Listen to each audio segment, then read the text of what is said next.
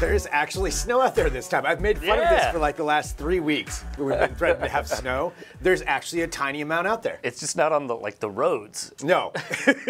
Although I want to give a shout out to the bus that I rode this morning. There was a guy who was loud talking on the phone to a guy named Steve. Shout out to Steve. Whoever Steve is, they were having a real loud conversation, and this guy was relaying that, there's ice on the road here, Steve. I can see it right now. So shout out, Steve, wherever you are. And to all you loud talkers out there. All the loud phone talkers on public transportation. Hello, everyone. This is Digital Trends Live. This is our daily show here from Digital Trends, where we bring you the trending tech topics of the day, all kinds of interviews, and we have a packed show for you today. We're broadcasting live across all of our different platforms, Facebook, Twitter, Twitch, YouTube, Periscope, LinkedIn, and many others, but we can take your comments and questions as we're broadcasting live. So let's kind of run down the docket of what we got, because we want to get in a lot today. So we're here in Portland, Oregon. This is one of our studios. We also have our studio in New York, and we're going to be going there here in just a little bit. We're going to be joined by Les Shu, one of our senior editors, and he's going to be interviewing Steve Cope, the founder of a company called From Day One.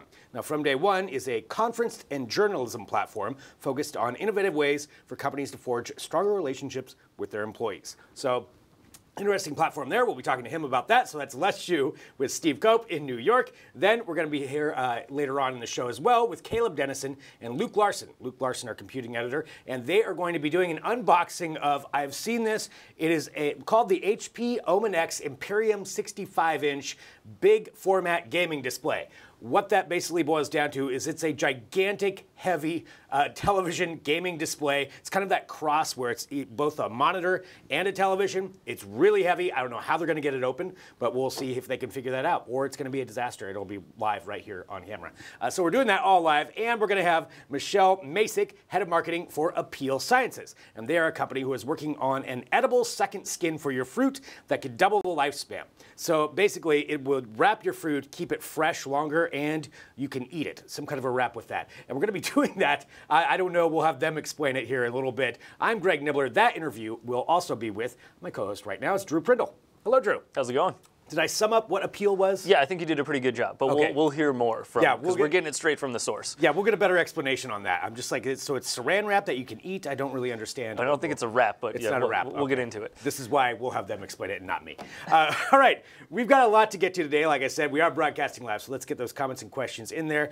First off, though, let's kind of go through a top news story, and then we'll get to some Read 'em and Weep. And Drew and I have a lot of things that we want to talk about today as well. Here's kind of one of the big trending stories right now, and this I think we can all relate to, especially if you buy off of Amazon or really any site. It's the reviews that you see at the bottom of that. There are so many reviews that that will show up, and you'll read them and be like, there's no way somebody loves this product that much. You know, there's some that are just like, okay, that's a little bit over the top. Well, that's true of a lot of places, and their fake reviews are a big issue. Companies will buy these different organizations, they'll pay them in order to pump up and inflate their ratings. Yeah. And now we found out that the FTC is actually going after one of the companies that does that. So I'll give you kind of just the idea here. There's a New York-based company called Cure Encapsulations. And so what they made is a weight loss supplement, and then they paid a third-party website to post fake reviews on Amazon. And the FTC said, no, that's not right, and they're going after them. There's going to be a settlement outside of that for it. Nice. So they're going after this one, and I think is the idea to like make an example of them so that like other people won't do this. Okay, good. That's exactly what it is. Hit them hard, FTC. Yeah, the website is actually called Amazon Verified Reviews.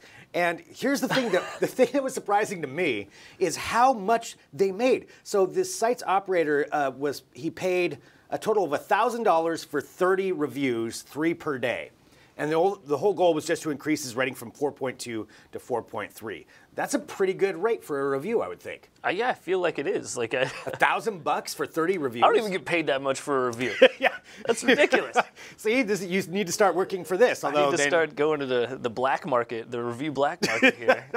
But think about how much that company probably made just from getting their star rating up, just even a little bit. I'm sure that makes them appear sooner in Amazon results and helps them just move more product, basically. Yeah, I mean, and since we're broadcasting live, I want to know your opinions out there too. You know, let us know what you think about that. About as far as the fake reviews, do you read a lot of reviews when you're buying something? Personally, I'll get a general idea of it, but I don't go too far in depth because you kind of have to. I kind of throw out the really good ones and the really bad ones. Yeah. And I go to where it's like an actual thing. It's like, yeah, it's pretty good. This part sucks, but oh well. It's all. Skip it's the all right. 5 stars. Skip the 1 stars. Yeah, go to the middle. Yeah. But I don't know. I don't know how other people do it. Like, how do you do it when you go to buy? Pretty much the same thing. Yeah, like kind of to imagine that some of these are just too good to be true. Some are just. I mean, the ones that are 1 stars are people that just are too stupid to use it properly, or something went horribly wrong. And then the 5-star reviews are either like paid people that you just can't really trust them because they're just too glowing, or people that didn't really. They were just super excited and wrote the review right after they unboxed it and didn't really take the time. So you got to look at the 4 stars and the 3 stars, maybe a couple 2 stars just to get a nice balanced diet. Yeah, right, right. Yeah, I mean, because sometimes there are some bad products, and maybe there's legitimate reasons. But I found that interesting that there's that much. So the proposed settlement includes a judgment of $12.8 million to be suspended upon payment of $50,000 to the FTC. So. They're saying if I understand this correctly, it's like they're saying that's $12.8 million, but you can pay $50,000 and then this will all go away. All go away. Yeah, come on.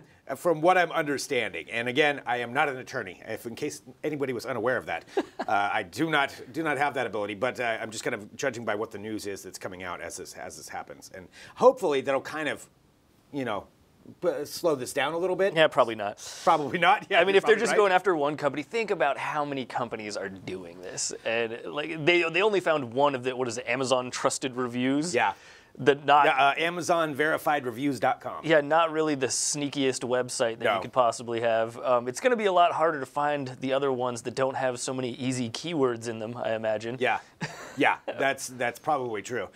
So we'll see what happens with it. But yeah, you're right. There's tons of companies out there that are probably doing this, and always read the reviews, but be cautious and know that there are probably a lot of fake ones out there. So check out Digital Trends reviews, yeah. DigitalTrends.com. We do not pay for our reviews here, and that is evidenced by our next segment, which is called Read 'em and Weep, which is where we take a look at the comments and questions that come through. And believe me, there are some really great ones, there's some thought-provoking ones, and there's no way we'd pay for those ones. So we'll be talking, we do this every day, where we kind of take a look at some of the different comments as they come through. We respond to them live, and since we are live, like I said, you can leave your comments and questions live as we're broadcasting right now. And I do want to say thank you to everybody who's tuning in right now. We really do appreciate it. Whether you're watching live or even after the fact, you can always leave a comment, and that's great, because we're live here every day, 9 a.m. Pacific, noon Eastern. All right, Deanna Poole, regarding don't put plastic containers in the microwave or dishwasher, new research says. Use aluminum foil containers instead. Dinner and a show. Pro tip. Wait, we're not supposed to put plastic in the microwave or dishwasher? Apparently, about this? No. I'm just learning about this right now. That seems like some pretty crucial information. This is some life-changing information for me. I'm just gonna say. Is that because they leach chemicals of some sort? I don't know. It would explain a lot, I suppose. But yeah, didn't know about that. So I guess I need to read up on that article. I like this idea though. Just let's go back to aluminum foil. Yeah, just throw it in the. Get the fireworks in the microwave again. Yeah, see what happens. Okay, so that's something else for me to worry about. But I will read that article later on. Thank you, Deanna, for that comment on there. All right, Sidewinder Ring. I'm not even sure how to unbox that part, but it's a 5G comment. How 5G will change your smartphone and your life in 2019. Why do I need my refrigerator talking to my toaster? What technology are we really in desperate need of that we're rushing to 5G? Drew, would you care to respond to this one? I mean, I'm kind of with him on this one. Why does your toaster need to talk to your refrigerator?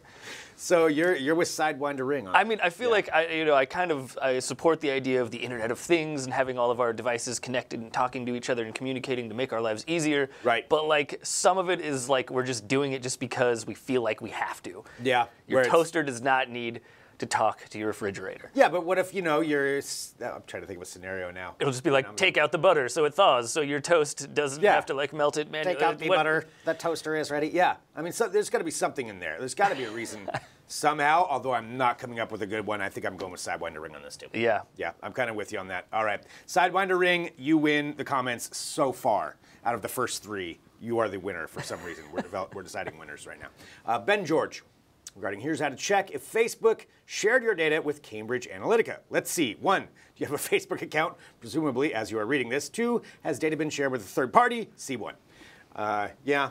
Yeah, I mean, I think that's pretty fair. We've had a lot of discussions about privacy and stuff here at DT, and this is pretty much the the conclusion we came to.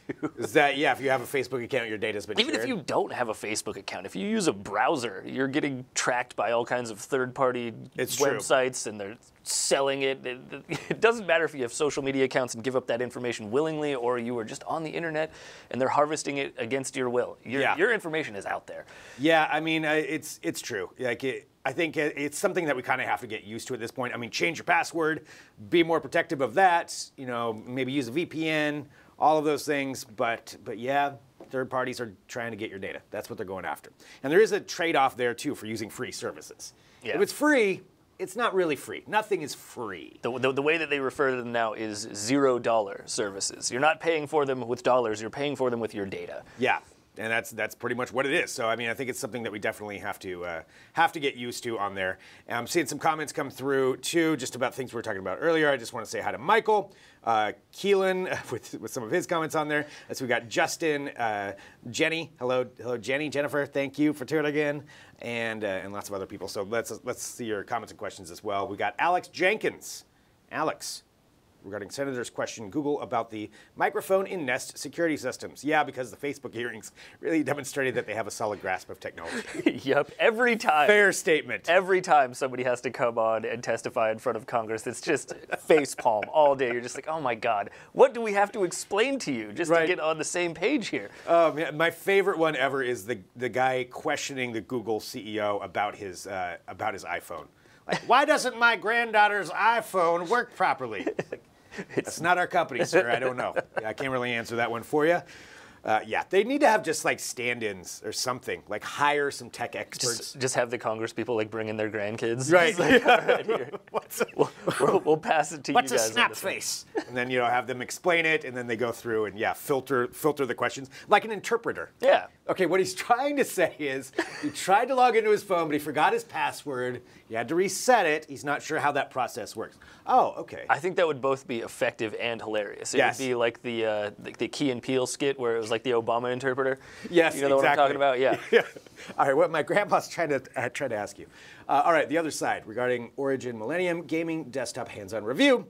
The video quality, the audio, the room setup. Who are you, God? This video sells the computer. I don't think I've run into a review this good for anything ever. Great job. Wow, that is a stunning review right there. Who was that? Was that probably I'm actually Luke? not sure. I feel like that's got to be Luke. Luke or Matt, yeah, one of the two. Probably Dan shooting it. So yeah, that's nice job. Nice job, guys. All right, we'll take that compliment. That was paid for at DTLive. Yeah, absolutely, yeah. So, all right, thank you for that. That is Read 'em and Weep. Again, we do this every day where we talk about the comments and questions that do come through across our different platforms. See, there's some really good ones coming in, so thank you, everybody, for dropping those in there. Let's talk about some other news, though. We have a few things we want to get to before we head to our New York studio here in just a few minutes. So first one, let's go to a little bit of Facebook. Something else that Facebook is now planning. And if you're any kind of a creator or an independent artist or in any way, shape, or form, you have like a patron account, this is something that you want to pay attention to. So Facebook is having this thing called, or talking about this, and they actually made some statements about it, a thing called fan subscriptions. So it's a feature they might be launching.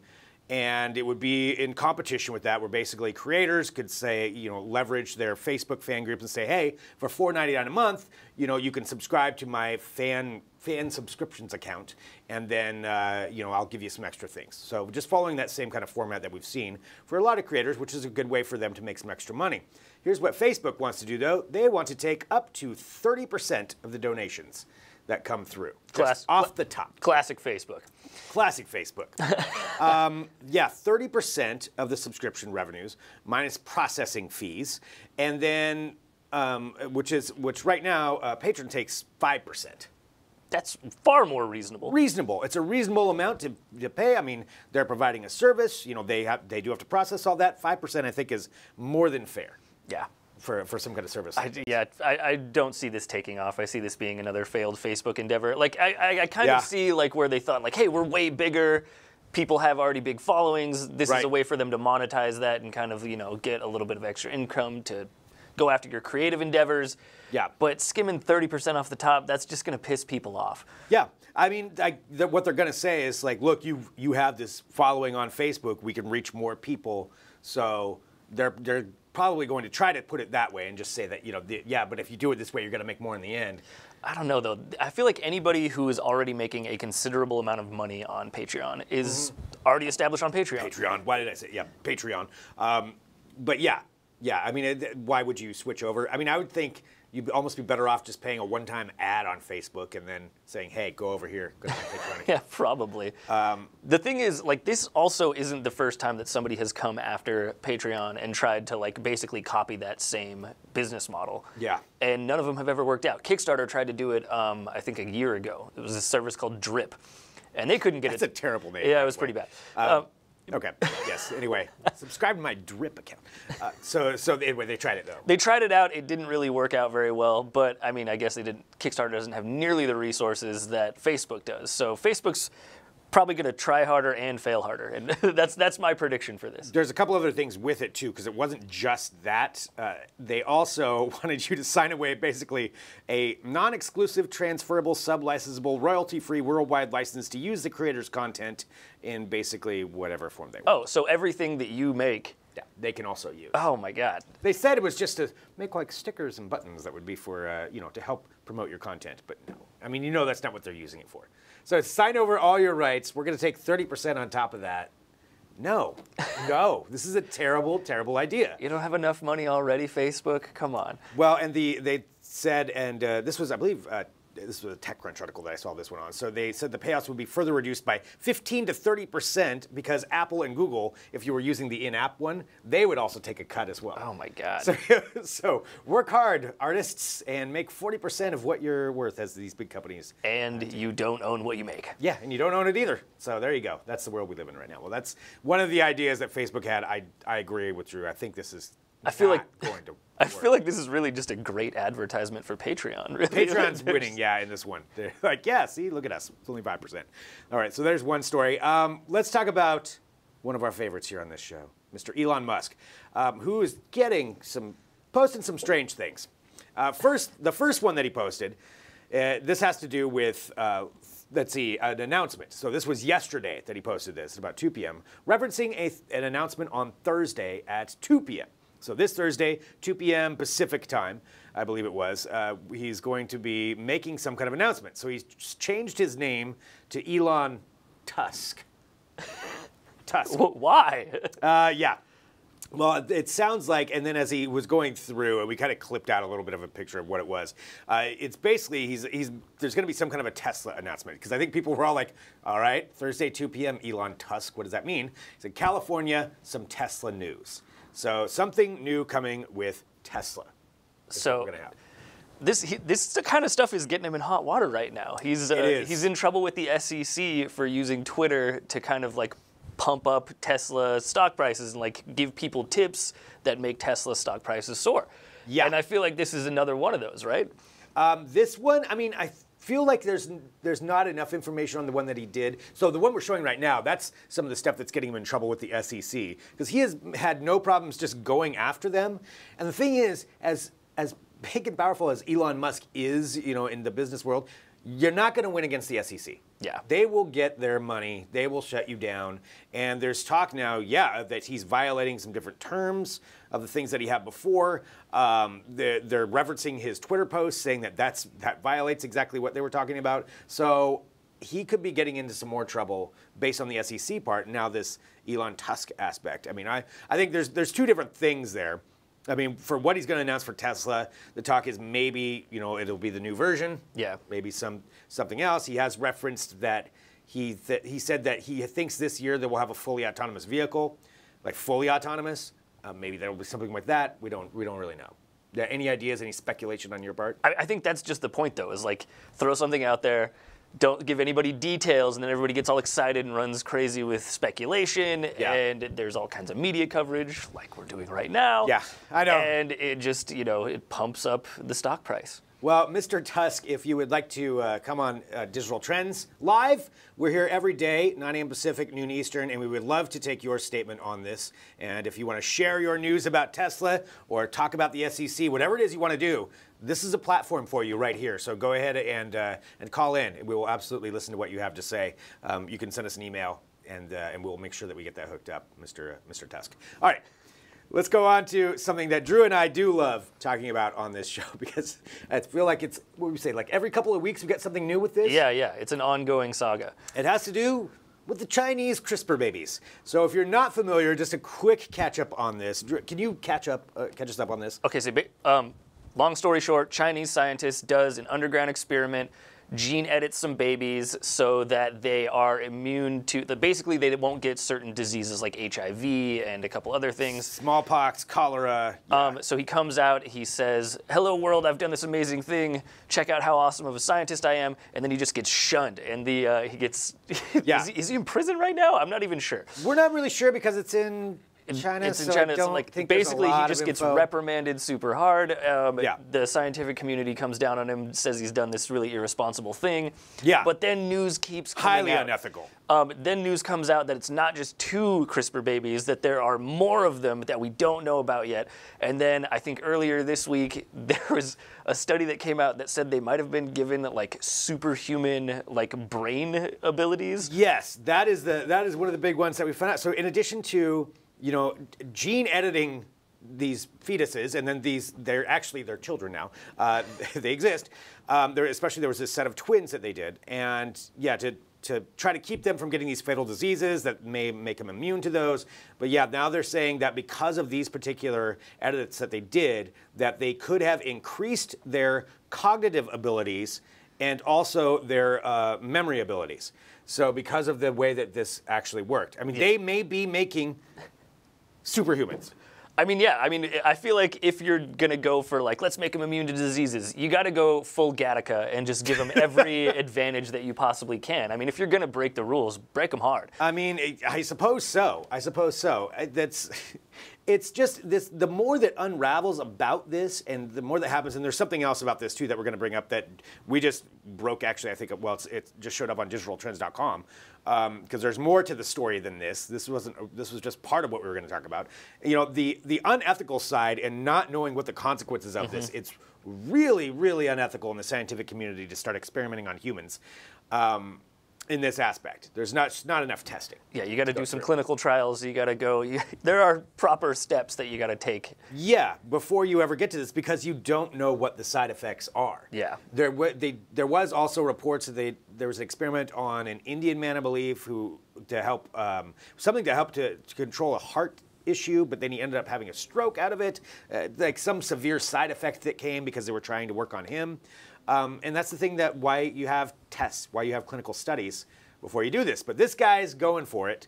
And the Chinese government claimed that they had no part of it, that they weren't involved in this.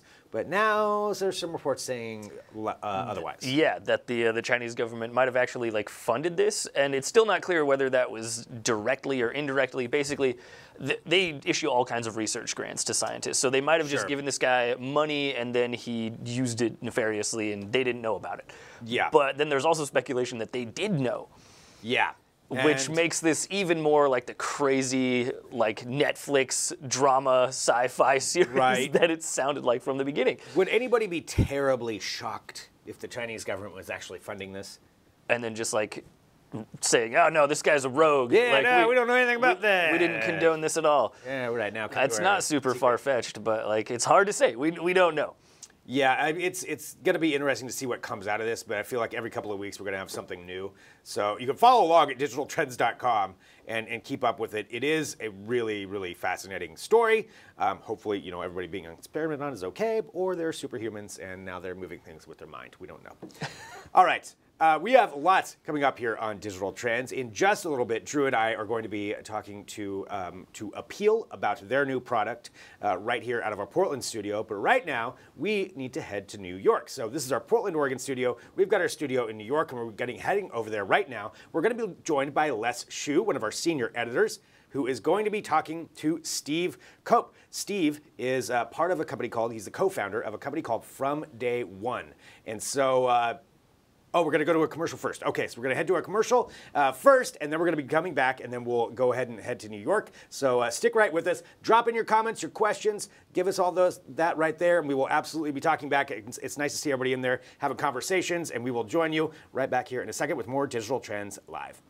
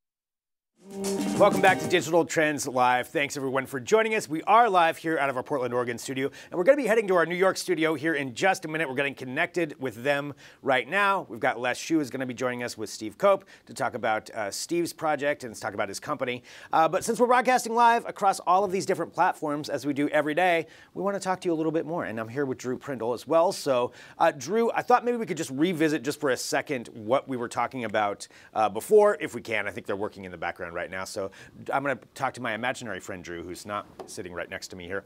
But I wanted to bring up just a little bit more about the CRISPR baby aspect that we were talking about here just a little bit ago, and taking a look at some of the comments that are coming through and just discussing what that is. My question that I wanted to ask is, would you allow yourself to be gene edited? If there's the possibility that you could increase your cognitive ability, would you do it? And that's what I wanted to know, what people think of that and how that would work. Drew, I know you're not on camera with me right now. I don't know if we could get a two-shot just to kind of bring Drew into the conversation while we're still getting set up, or there we go. All right, set. All right. And Drew, magically there. That's the power. We're broadcasting live every day, and that's why it's so much fun. You know, sometimes you got to do some work behind the scenes to make things happen. So, Drew, would you gene edit yourself? I don't think I would. Like, as Really? cool as it would be to be like, oh yeah, I have like superhuman brain capacity and memory and all of this stuff, I think gene editing is one of those things that you do not want to be an early adopter on and get like the bugs. You know, like just if there's any sort of side effect and it leads to some terrible neurodegenerative disease, like that's, Right. You want that stuff to be ironed out before you do this. You don't want to be the guinea pig for genetic editing. But I mean, what if you get like basically superpowers? I mean, you know? yeah, but like, what if, all of a what sudden if could you read don't? minds? I mean, I'm seeing it here in the comments. Keelan just said, I need to see at least 4 people who get it done first. Exactly. I don't want to be the first guy. Yeah. Well, I mean, I think it's something that, I mean, if this really is happening, you're going to see more and more people wanting to do this. And I was seeing some of the studies about that the interest from certain people in the idea of gene editing is, let's just say, it's the interest in the very wealthy. The idea of gene editing their children is something that apparently has been surprisingly well received. Oh yeah, but I mean, we were kind of people wanna do primed this. for it, like with Gattaca. Like that's obviously the most like easy, low-hanging fruit sci-fi Right. movie to like point out. But this is really like that was spot on. Yeah. That's kind of what's going to happen because like the future is here. It's just not evenly distributed. Yeah. You can do these things already if you got enough money. It's a fascinating conversation. So anyway, keep that going there because we are broadcasting live. But right now, we're here in Portland, Oregon, and now it is time to head to our New York studio, where we're going to be joined by Les Shu, one of our senior editors, who is there with Steve Cope to talk about his company. I'm going to toss it over to them right now. Hello, Les. Hey, Greg. Thanks so much. Hope you guys are surviving the weather over there. I'm with Steve Kep. He's the co-founder of a conference called From Day One, and it's a forum on corporate values. We'll get to that in a little bit. Okay. But Steve, you actually have a really cool background. You are a journalist. Thank you. Can you maybe talk a little bit about your time at Time, actually? Sure, yes. I spent most of my adult life at the Weekly News magazine, as it was called, and then later Fortune, and covering business. I was there in the 80s, for example, when there's all kinds of wild stuff going on. It was really fun to cover that and the beginnings of tech as we know it now. And then also at Fortune, I was an editor, and I also helped develop those websites, time.com and fortune.com. Awesome. And then you retired from Time, and Right. you started something called The Bridge. What is that? Well, I've lived in Brooklyn a long time, Brooklyn, New York, and there's a lot of change going on there that everyone's probably heard about, and including a lot of business, and new business, and startups, and tech, and artistic things. And I thought, well, there's no publication that covers that, so I thought I'll start my own. And it's kind of a do-it-yourself operation, but it's been really fun, and really got to know my neighbors and the whole borough. But with your experience in journalism and your background, The Bridge has won some awards or some. Right, it did win a Deadline Club award here in New York. That's for the region, and it won a best local reporting about a environmental situation in Red Hook, New York, which was flooded by Hurricane Sandy, and so it's done well that way. So I want to know how this then led to From Day One. You're one of the co-founders. Right. I want to know what From Day One is. It's a conference and a journalism platform. Right. Is that correct? Yes, it's a conference series, and it really grew out of knowing two other people in the kind of Dumbo tech world, and I was working on a website, and I met them, and we couldn't help but notice that the dominant business story of the time is really about how companies behave, and it wasn't just like the trouble that Facebook and Google get into with privacy issues. It was across the whole gamut of companies, from like Starbucks and how it treated certain customers, Wells Fargo, and it was just a parade. And we thought, well, how can we create a kind of a place where you could have conversations about what to do about this? And so we started with a conference in Brooklyn, and it was very well attended, a hit really, and so we decided we would take this on the road. And it's actually happening in a few cities this year. Can you talk a little bit about that? Oh, yes. Where we're going to find the conference? Absolutely. Next week we'll be in Chicago, and then in April we'll be in San Francisco, then back to Brooklyn in where we started in June, and then in September in Boston. And we expect it will continue like that. The reception's been good, attendance is great, and there's so much to say. Now, you're the co-founder, Right. but can you tell us a little bit more about what your role is? What do you do at From Day One? Well, I'm the editorial guy. I work with people who are experts in digital strategy and conferences. So I do the editorial part, which includes lining up speakers for the event, moderators. And we do this with a mind toward being really diverse and newsy. So it's really carefully chosen. And then also I run the website. So we have a journalism platform that's about these kinds of issues. For example, in the wake of the Facebook trouble, we did a piece called "The 6 Lessons from Facebook's Problems" for for other businesses that they could pick up on. And who attends the conference? It's a mix, but it's largely people who are executives in charge of human resources or corporate social responsibility, sometimes marketing and communication and kind of corporate image building. And so these are people who are all grappling with those issues, but it's also beyond just their departments. It's like these are issues that whole entire companies are caught up in right now. Now, do you guys have any notable speakers that you can mention? Sure, yeah. I mean, we have people who are certainly in Chicago, people who are heads of the person who runs the whole exposition system for the whole city of Chicago. We have people who are, top executives at Allstate and Hyatt and all the major companies. They aren't necessarily CEOs at this point, but they're department heads who run these for very, very big companies.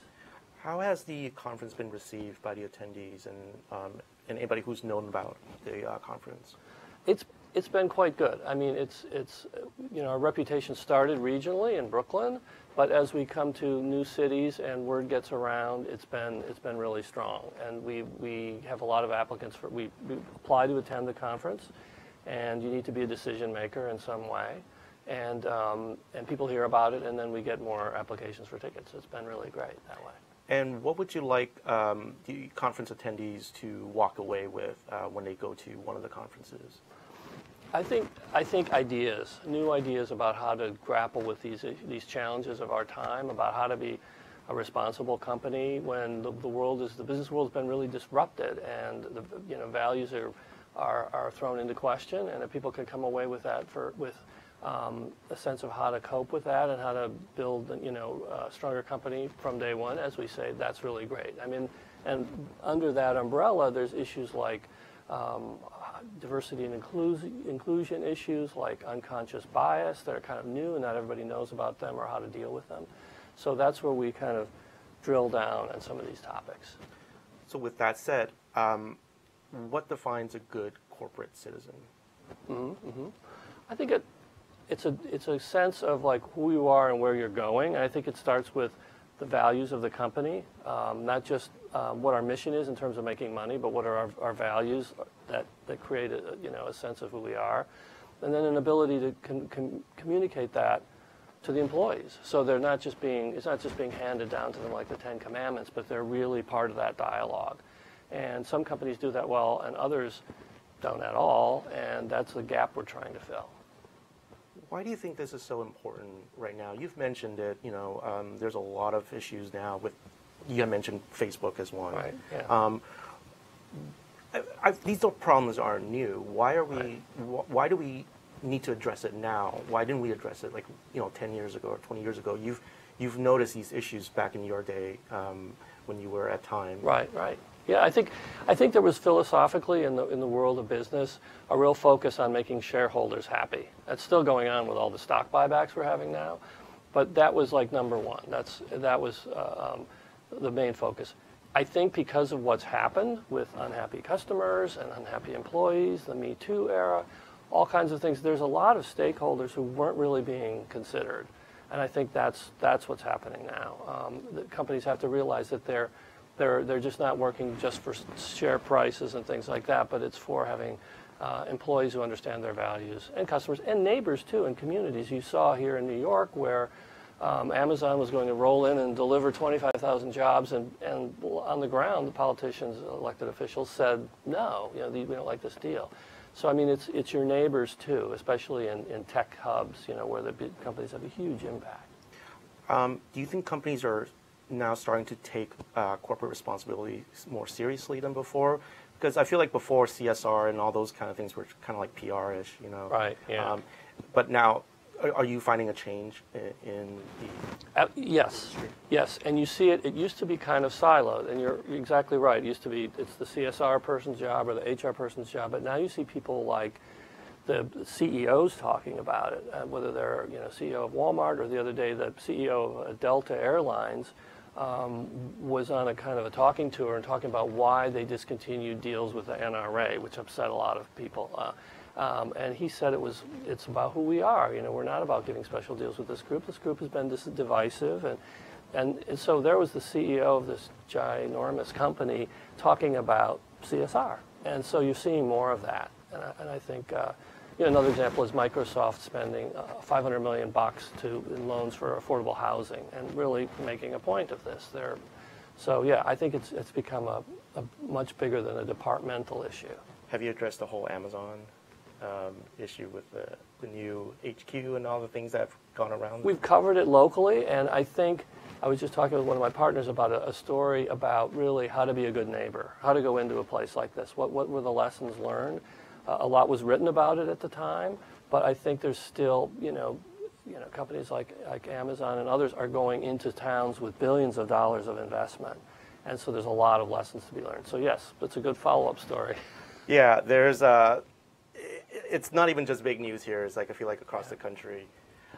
So where can people find more information about the conference? We have our website with news and conference information. It's fromday1.co. We also have a Twitter account, of course, which is at FD1 conference. But the website is refreshed all the time and has got a lot of info beyond just the conference. Can you give a glimpse of what we might see in 2019 at the upcoming conferences? What kind of topics? Oh, sure. I think we're talking about things like how to have a healthy workplace. It used to be how to have a safe workplace, don't fall off a ladder and things like that. And now emotional health and job satisfaction are really big issues. You have a lot of people are burned out and things like that. And so that's one. Another one is how to really have an inclusive hiring process, and not just like who you hire, but how you develop workers, disadvantaged people, how you create a kind of a job pipeline so that you do have the right people who are ready. So those are some of the issues that come under the umbrella of what we're talking about. Steve, I want to thank you for taking the time to come and chat with us about From Day One. Sounds like a really exciting platform. So if you guys want more information about From Day One, you can go to the website, fromday1.co, and they're on Twitter as well. And Steve, thanks so much. You're welcome. Great to be here, Les. Thanks. No problem. We're going to throw it to commercial right now, and then we'll be back in Portland.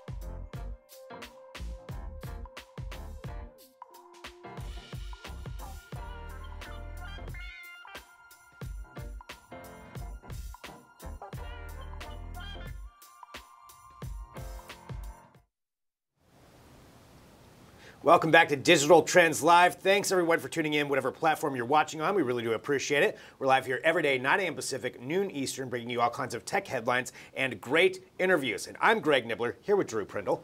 Hello, Drew. How's it going? One of the fun things that we get to do here at Digital Trends is talk to companies who are really rethinking ordinary aspects of our lives and using technology to enhance them, improve things, and that's who we're going to be talking to right now, a company that's doing just that. We've got Michelle Masick, who is the head of marketing for a company called Appeal Sciences. Hello, Michelle. Hi, how's it going? Doing great. Thank you so much for joining us. I've been reading about your product, what it is that you're doing. It's so cool, and it's something that, you know, it's one of those things that's been a problem for basically all of humanity. Our produce goes bad, and you're thinking about ways to kind of enhance that. And I think maybe just to start off, to have you give maybe a definition of what exactly Appeal is and what it is you're working on. Yeah, awesome. Happy to do that. So what we're doing at Appeal is we're making plant-derived coatings that go on the surface of fresh produce. And what that does is it's slowing down the rate of water loss and oxidation. So how fast water is getting out, how fast oxygen is getting in. And in simply doing that, we can extend the shelf life of fresh produce by about a factor of 2 or 3 times without the use of refrigeration or artificial preservatives. So, you know, we view what we're doing as really kind of trying to put a dent in food waste and help, you know, fresh food get to more places and we have more time with it. So let me get this straight. Like, if I understand this correctly, it's you've created a second skin that kind of mimics the existing first skin that's already on lots of fruits and vegetables, right? Yeah, you nailed it. So plants have actually had this figured out for about, you know, billions of years now. So it's just gotten to a place where we can look inside the skins and peels and understand kind of exactly how that's working.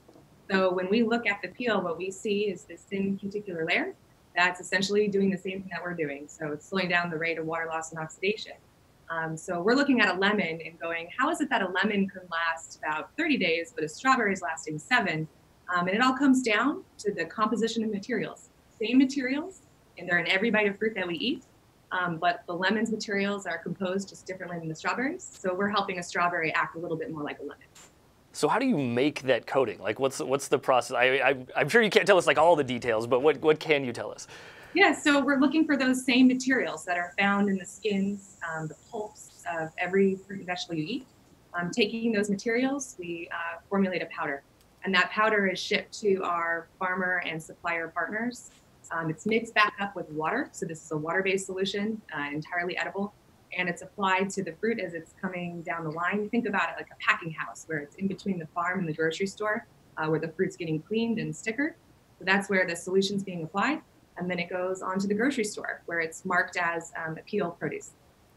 So my question for that is, so it's being put on there as it's coming down the line. Now, when you get that and you bring it home, what happens when you wash it? Do you wash off that skin?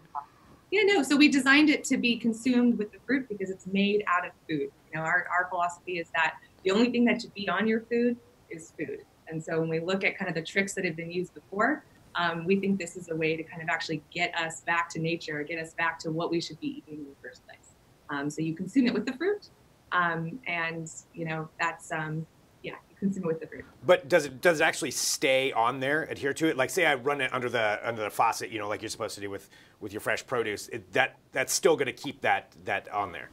Yes, it'll stay on there. So you don't have to change anything about your washing practices. You just wash it off as you normally would, and the barrier will stay on there. This is cool. Amazing. So is this something that is, it sounds like you guys are already doing this and putting this on certain fruits and veggies. Where can I find an avocado that doesn't go bad? Yeah, food waste fighting avocado. Love it. Thanks for asking. So right now, you can find Appeal avocados in Kroger and Costco stores all across the Midwest. We're currently kind of expanding nationwide, so stay tuned for that if you're on a coast. But you can go to appeal.com, you can plug in your zip code, and you can find out where Appeal produce is near you. And so as I said, today we're primarily working in avocados, but anything that's suffering from water loss and oxidation, so that's all fresh fruit, it's a candidate for our products. So we're going to be rolling out just as quickly as we can. Avocados are huge. I don't know how many times I buy an avocado and I wait just too long. And then it's they're really bad. good until they're bad. It's just there's no middle ground. No, that happened to me this weekend. I picked out 2 bad ones, so this would help already for me, personally. You know what I kill? I kill bananas. Like slow torture murder. Like I'll buy them thinking like I'm gonna be healthy this week. I'm gonna eat a bunch of bananas. I'm gonna have one for breakfast, and then I just kind of like forget about them or throw them in a backpack and then find them like a week later, just a shriveled mess. Imagine a world where you could have your banana on Monday, Tuesday, Wednesday, Thursday, or Friday and have it at the perfect ripeness. That's actually not too far out with the work that we're doing. Oh my God. That is really cool. Who came up with this idea? How was this company founded? Yeah, so we were founded in 2012. We're a material science company. So, again, we're looking for those materials that are found in nature and how we can use them. And our founders recognized really early on that food waste really comes down to the perishability of fresh food. And when you look at that closely, again, it goes back to this idea that all fresh food is suffering from water loss and oxidation. And our founders had this kind of aha moment that what if we could create a barrier to reinforce the peel made from materials that are already inside every bite of fruit that we eat. So that original idea was in 2012. It was kicked off with a grant from the Bill and Melinda Gates Foundation to actually take this and build a product that would work for smallholder farmers in parts of the world that refrigeration doesn't exist. And so, 9 years later, Appeal works on dozens of categories, and we're rolling out our fruit nationwide and soon to be worldwide. Very cool. I don't know why, but this reminds me kind of like Clark Griswold's non-nutritive cereal varnish. Oh, yeah, it's crunch enhancer. I don't know if anybody's made the comparison, which is an awesome idea. This is just so cool. I'm seeing a comment that just came through right now. Brett just said, "Awesome, I love Appeal." So, thank you. Thanks, Brett. Brett is trying to peel already. Any ideas on how you want to expand more? Would this go into like a consumer product where I could get my own Appeal, or would this all come from the farm end? Oh, I mean, I want to put it on my face. No, there are so many for the science, but right now we're really focused on those in the food system that can help kind of create the largest kind of change. All that we have, whether that's organic suppliers and some of the biggest retailers in the world. So right now we're really focused on large fresh food producers and their receiving retail partners. In the future, though, we have lots of ideas on how we can extend this, and we get those questions all the time. Can I get a sample? Like, can I put this on my face? Like, what else can this do? And so, this will give us permission to expand the technology in a bunch of exciting ways. What's the strangest request you've gotten that you can say? Oh, that's a good question. I really think it goes back to the cosmetic uses of Appeal. I'll just leave it at that. People are really excited about it on their skin. Well, it's so cool. It's so neat and such a really, really neat innovation. Yeah, and it's tackling a big problem too. I think what do we waste? Like, what is it? Like 40% of all fresh produce that's like grown in the U.S. just eventually gets wasted. You nailed it. I think the estimates are between 30 and 50% of all the food we're growing is going to waste, and a lot of those losses are actually happening at the consumer level, but it's happening all the way through the supply chain. We don't think about it, but when a piece of fruit is harvested, there's kind of a ticking time bomb that it has. So it's taking a limited number of breaths, and by the time you get it in the grocery store, it's very much at the end of its lifespan. So it's no surprise that you get your strawberries home and then you open them up the next day and they've got gray mold. And really it's because that's the first time they've been out of that refrigerated system. And so again, like we think by just simply kind of looking to how nature solved this, we can loosen those perishability constraints and therefore kind of deal with this food waste crisis we have at every stop in the food supply chain.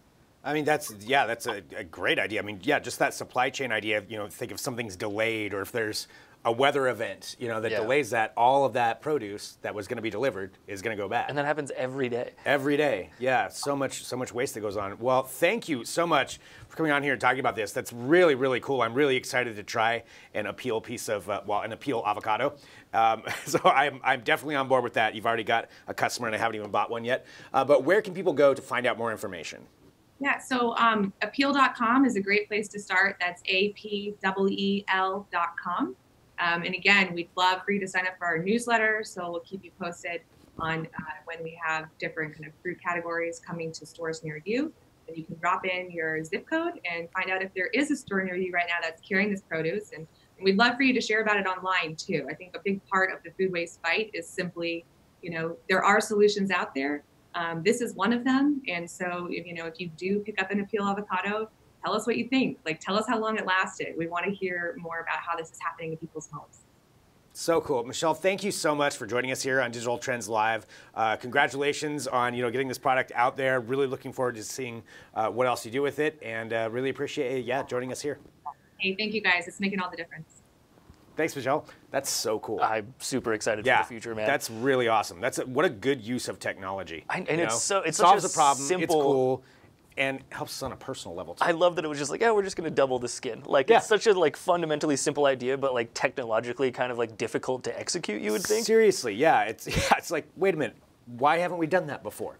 And it reminds me of, you remember that quote, it's like any sufficiently advanced technology is indistinguishable from magic? Yeah. It's totally this. It's you can't see it, it's totally invisible, but somehow your fruit magically lasts longer, twice as long, 3 times as long. Absolutely. All right, so we're broadcasting live right here, and I just want to double check with our production booth because I know we're going to be going here to Caleb Dennison. Okay, so we're so good with that. Awesome. Well, thank you, everybody, for joining us. So, like I said, broadcasting live across all of our different platforms, taking your comments, your questions, and we're going to keep on going today because we've got an unboxing for you. Unboxings are always fun, but I have to say that I personally saw this product, and I tried to move the box, and it weighs about 1 million pounds that they're about to open, so I really want to know how the hell they're going to open it. But we have Caleb Dennison, who's one of our senior editors and our television experts. And we have Luke Larson, one of our computing editors. And this product that they're going to be unboxing is kind of a mashup of both worlds, I would say.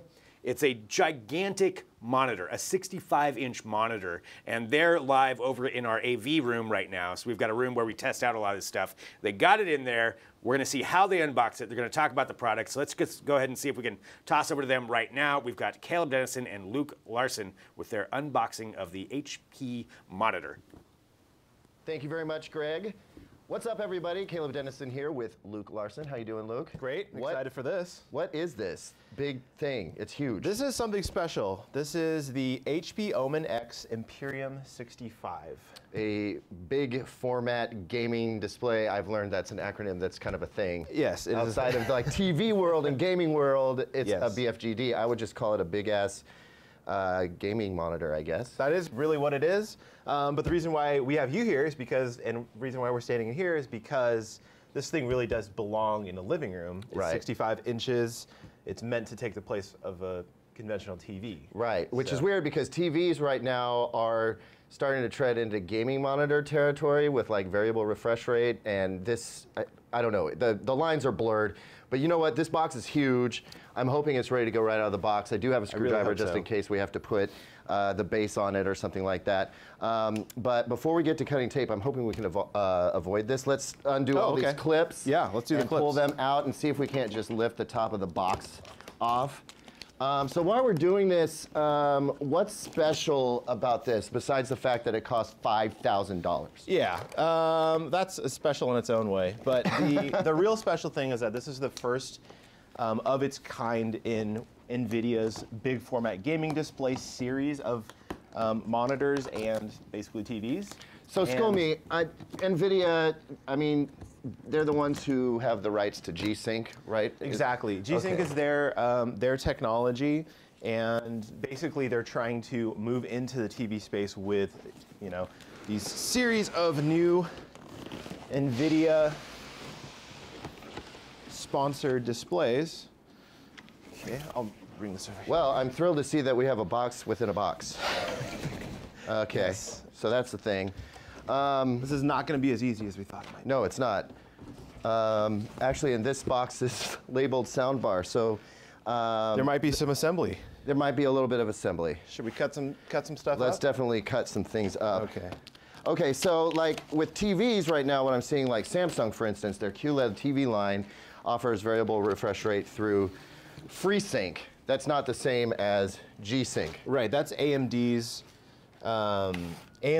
thing, which is much more easily available. It's the most widely used. AMD will tell you it's the most widely used.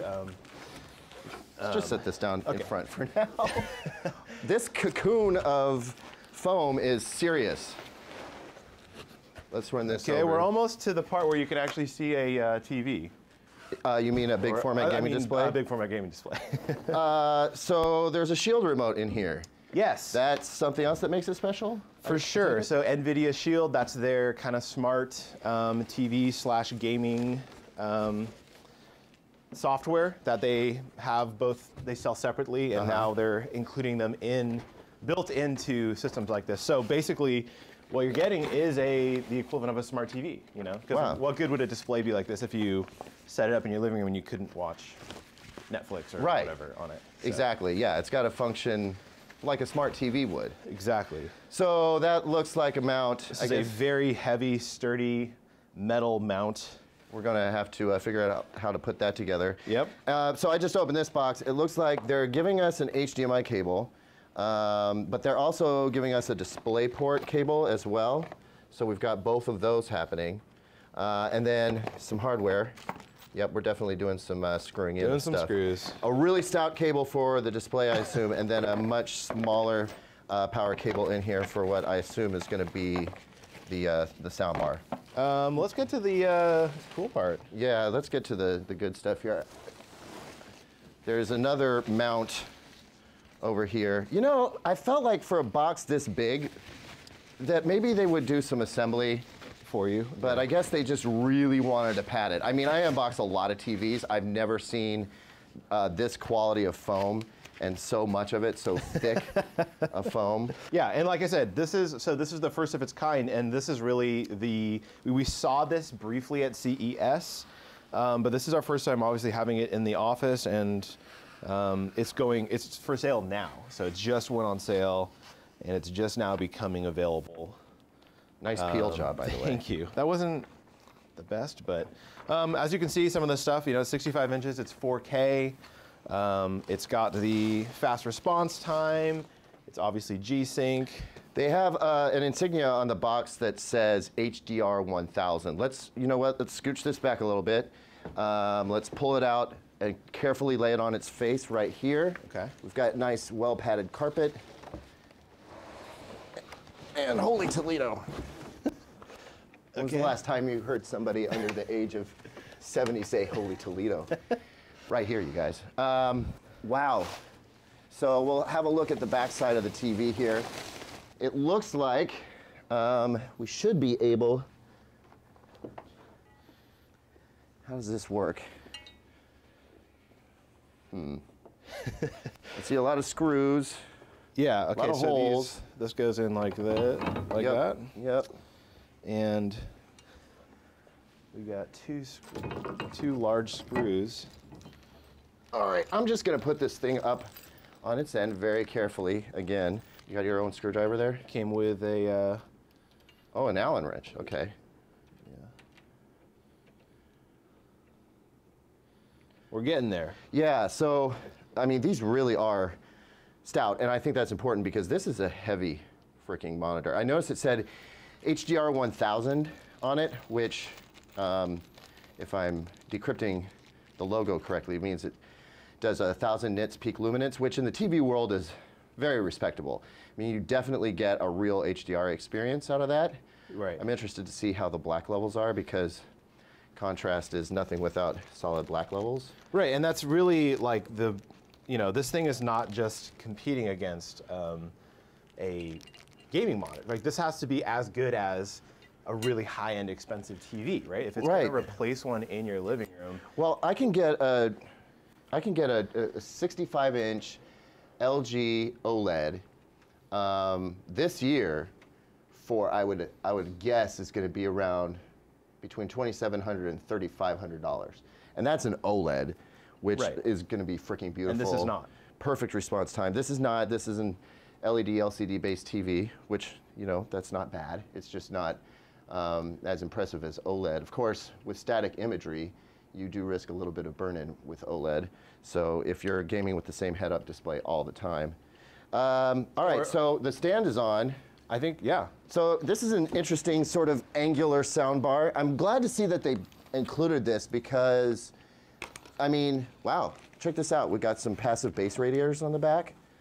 These could be active, actually, but they're the flat radiators, base transducers. So this has potential.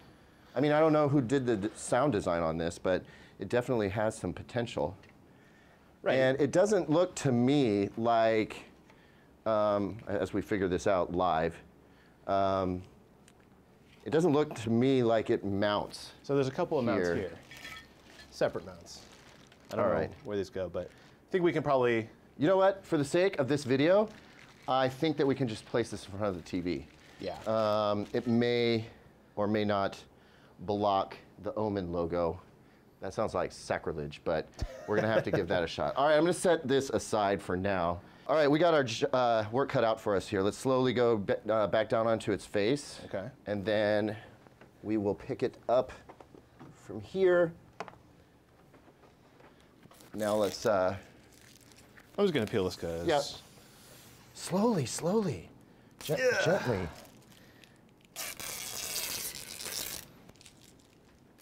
Now you may get hung up down there at the bottom because that's kind of integrated with the side panels. Okay. We're getting there. Yep. We're making a mess. That's all right. It's worth it. All right. Let's do a little do-si-do here. It's a square dance move. Again, I'm 60 years old. All right. Let's take these guys off. Oh, it's coming together. That looks like a TV. Sure does. It's got a good amount of anti-reflectant on it. So yeah, so far so good. We talked about the ports. There's an Ethernet jack, which I suppose is for the Shield built into it, right? Access Netflix, do your online gaming, streaming. There is no tuner. So if you wanted to do over-the-air broadcast, that's not happening. I don't see that being a problem for most people who are shooting to purchase this thing. Yeah. And then we've got DisplayPort, a couple of USBs, and 3 HDMI inputs. So that's respectable. I mean, if you're running your gaming rig off a DisplayPort, then I would imagine 3 HDMIs would be plenty. Right, and you also got 2 USB-A ports over here. So the remote, let's get in tight on this sucker. Get rid of the scissors there. Just toss that aside. Oh. A mic button, some nav keys. That is a really simple remote. But yeah, voice control. I honestly didn't expect to see that. Interesting. All right, so we're getting there.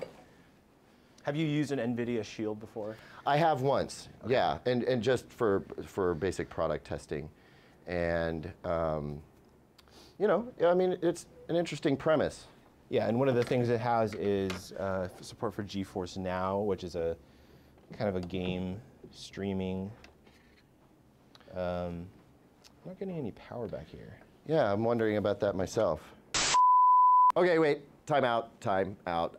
So we're going to skip ahead because we ran into a bunch of technical hurdles that took us a long time to get through. We were dancing around this TV trying to figure out why it wouldn't come on. And in the process of actually turning the soundbar right side up, we had it upside down, that was my fault, and slipping it under the TV, which, I mean, it looks really great now.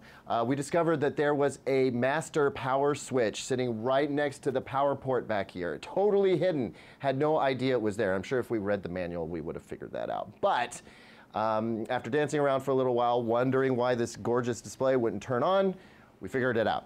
So it now works. I'm going to turn it on now. We're pulling up Battlefield 5. We're going to start this mission here. It's a beautiful game, I mean, and it just looks really great on this TV. And we have HDR going on right now.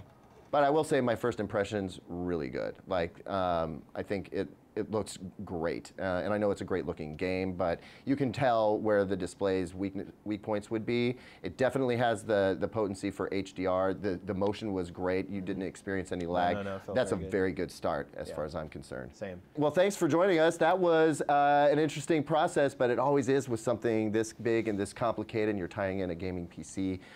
Thanks for watching with us, and we look forward to showing you more of this guy in future videos. Live here on Digital Trends Live. All right, so we had to pack it a lot today, so we did kind of cheat a little bit on there. We got busted on it, but the video was filmed.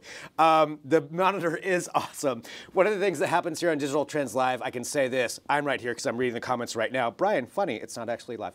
Normally it is, but we had a little bit of a tech thing we had to work around. So thank you, everyone, for tuning in to Digital Trends Live. Again, though, who we had on the show today. Let's go back to Drew Prindle, who joined me here at the beginning. We were talking about the CRISPR babies in China. There's a lot of breaking stories on that. You can check that out at digitaltrends.com. Go there and take a look at that. We also want to say thanks to Les Shu over in New York. We're joined by Steve Cope to talk about their new platform for journalists and for businesses, just kind of connecting with everybody in general. So you can go back and take a look at that. We also had Michelle Masick from Appeal Sciences, who was on here talking about their really, really cool product to how to preserve produce, which is really fun. So you can check that out, find out more information. Tomorrow on the show, we will have Caleb Dennison in here live on Digital Trends Live. Caleb will be joining us. You can drop in your comments and questions to him. Tomorrow we'll be talking about televisions, so let us know what you want to, just keep that in mind and have your comments and questions ready to go. We've also got Briscoe Rogers from Easy Cater and John Hall with a calendar app, so a different way to rearrange your calendars. All that is going to be on our show tomorrow because we are live, 9 a.m. Pacific, noon Eastern, as evidenced by me right now. So join us every day and let us know. Hit that subscribe button. We really do like it. Thanks to everybody who's watching us across all of our different platforms. We love having you join us, and we will be back here tomorrow with another edition of Digital Trends Live.